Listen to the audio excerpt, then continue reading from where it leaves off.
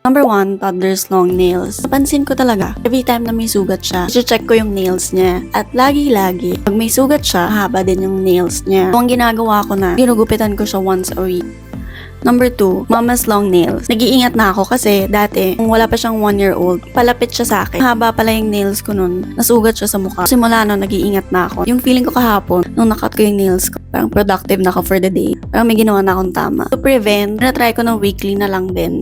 So number 3, inconsistent application ng lotion. May times na ayaw niya magpalagay. Tapos kaysa ma-stress ako, pinapabayaan ko na lang. Or may mga days na nakakalimutan ko. Pag inconsistent, nakikita ko na may dry patches. Yung katawan niya sa arms, sa legs, and pag may dry patches, kinakamot niya. Pag kinakamot niya, may sugat. Tapos kaduktong man nun, pag mahaba nga yung nails niya, talagang sugat.